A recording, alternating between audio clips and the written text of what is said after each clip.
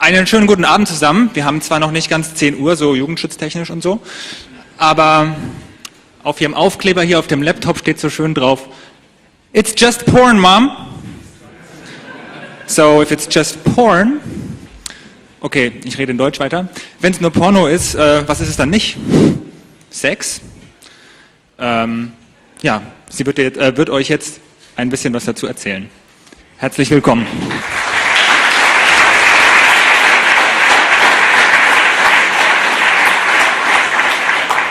And yeah, for the benefit of those of you who don't speak German, I'll switch to English. Welcome to Pornography and Technology, a Love Affair. I will start my talk but with an overview of the history of media up until the birth of modern pornography. Then I will tell you something about the definition of pornography, how it has been defined before, and how it actually can't really be defined and how I would define it. And then, in the third part, I will tell you something about modern pornography, teledildonics, and interactive porn. All right, let's start. As long as mankind is able to use paint and sculpture and has the ability to abstract, there has been sexually explicit imagery. The depictions of sexual organs or phallic objects have been connected with religious rites and fertility rites. And the jump between the depictions of sexually explicit imagery to be in a religious context and pornography made to the sole purpose of arousal was made between that time and the written word. There are actually a few requirements for pornography to exist at all. One is the ability to abstract. The ability to abstract had to be great enough to recognize words and later pictures and audiovisual input as potentially arousing. And also the emergence of mass media helped to distribute pornography to the people. The cheaper it became to print or take pictures or film, the cheaper the pornography became. And that rendered it affordable to the masses. For example, printing. Gutenberg's printing press printed the first pages in the 15th century, and erotic literature was printed shortly thereafter. And this made it possible to distribute written pornography widely for the first time. Of course, it was still illegal to own it, and people were prosecuted and incarcerated for owning and distributing anything. But it was in Europe, it was different than in Asia, for example, where pornography in words and pictures have a much longer and richer tradition. But the 16th century saw the first pornographic engravings. They emerged in Italy. They were called Il Modi. There were 16 explicit sexual positions, much like the Kama Sutra maybe. And since there were engravings, they were very expensive to copy largely. And because of censorship, all original copies have been destroyed. But those pictures were not only made to arouse the viewer, they were also a kind of social commentary on the situation in Catholic Italy. In 1839, Daguerre, which is this gentleman over here, he presented his first photographs, and they were called daguerreotypes. And they were produced with metal and later glass plates, which were coated with light-sensitive chemicals, which were then exposed to light and developed right on the spot of the photograph.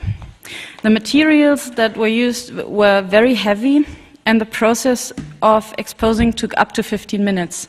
This made portraiture very challenging, because the models had to keep very still for a very long time. So action shots were not possible. And the realism of photography made authorities uneasy, And so naked women or pictures of naked women were only released and licensed as painter's aid. So only painters could use them to paint from the pictures. But most of those pictures licensed as painter's aid were actually quite pornographic, with girls showing their genitals into the camera, for example. And the only way to reproduce daguerreotypes was to photograph them again, because the coated plates didn't allow for any form of reproduction. And this made the pictures rare and the exposed original plates almost priceless, because as you can see on this picture, the coating could easily be scratched or destroyed, or the plates could break. Stereoscopy was invented in the mid-19th century, and it was a popular technology that used two daguerreotypes and this wooden handheld device to conjure up seemingly three-dimensional pictures. And it was very en vogue as a technical plaything. And of course, the function was very popular for pornography, because the rigid poses the models had to, I'm just lost. All right, yeah. The stereoscopy made the poses seem more plastic and real, and the authenticity conveyed with that technology was granted. In 1841, this charming gentleman, William Fox Talbot, he patented the first negative-positive process, making photographs easy to be reproduced, and thus for the first time available to the masses. And also the exposure time shrank, and making other types of poses and action shots possible. Another thing that added to the international distribution of pornographic pictures and pamphlets was the postal service in the 19th century, which for the first time became more reliable, faster, and internationally safe to use. Porn dealers could send out their erotic pamphlets and pictures in plain wrapping to the customers, which is still done today, actually. Shortly after, William Dixon, a Scottish employee of Thomas Edison, invented a motion picture camera. And he also invented the machine you see over there, which is the kinetoscope. It's a slot machine to view short reels of moving images. It was made for penny arcades and fun fairs, and the machines were designed for one person who could watch those short reels and hear a soundtrack with headphones. And the films were mostly boxing, dogfighting, but also of erotic nature.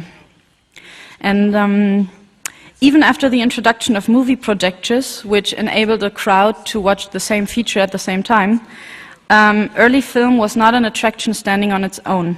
It was shown as the end act of variety shows when the people were already leaving the venue, or it was an attraction used in wandering circuses or fun fairs.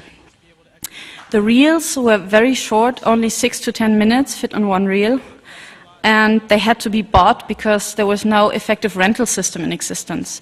So the people who showed those films had to buy them and had maybe 4 or 5 films in stock, showed them until nobody showed up, and then moved to the next town where they began to show them again. The first erotic film appears at the end of last century. No, the beginning of last century. And there are a couple of films being credited with being the first, but it couldn't be established if the porn of French, Argentinian, or German origin was the first. Most early film didn't survive either the time or the censors, and the others are archived in the Kinsey Institute of Sex Research in America. Yeah. In Europe, there were a couple of film pioneers, like Oskar Mester, for example.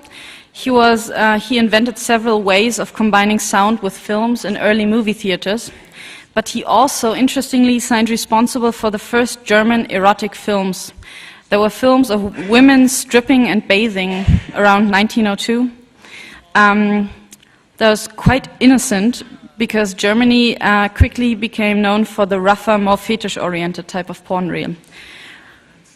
The first erotic films in Italy surfaced around 1911, and of course France became soon notorious for its pornography, which was quickly copied and exported all over Europe and to the United States.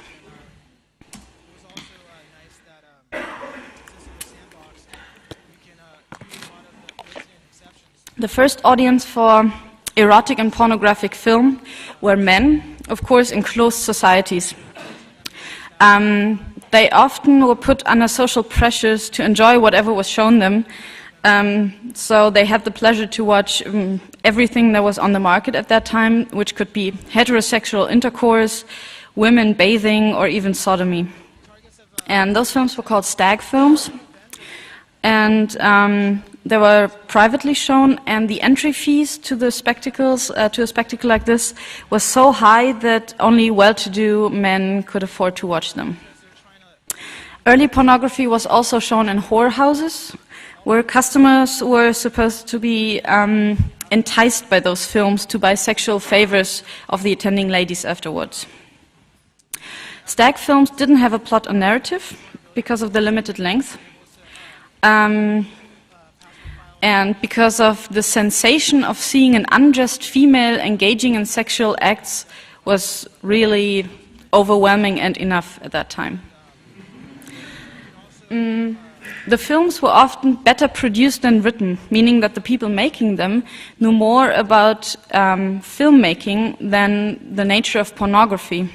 This led researchers to the assumption that the people producing pornography in the early years were actually professional film producers from Hollywood, making money on the side. And whereas normal movies quickly developed into more sophisticated forms, they had sound and titles became more elaborate and credits were introduced and all of that. At the same time, the pornographic film had few titles, no sound, pictures were out of focus, the camera position was static, and credits were omitted altogether. So it was an anonymous thing. All this changed when the sexual act banned on film ceased to be a sensation in itself, and narrative elements had to be introduced into porn to avoid repetition and visual ennui. Porn tried to embrace important elements of popular culture and sexualize them. For example,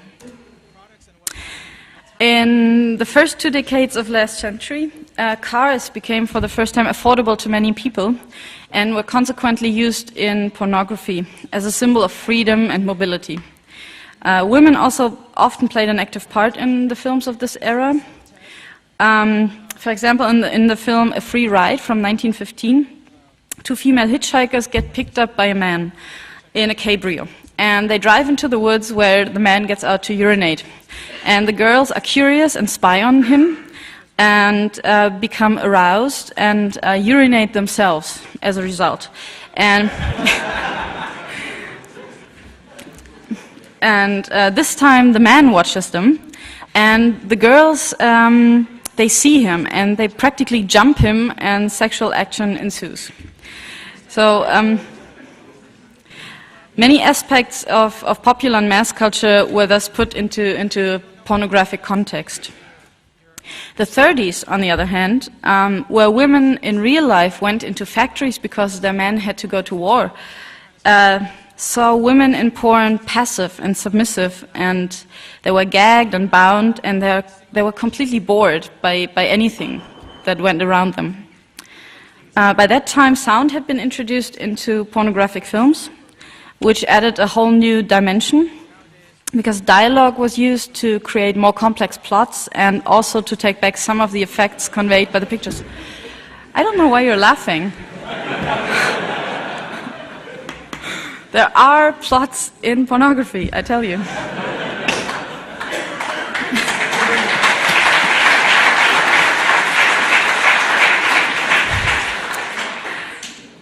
Because those narratives, they even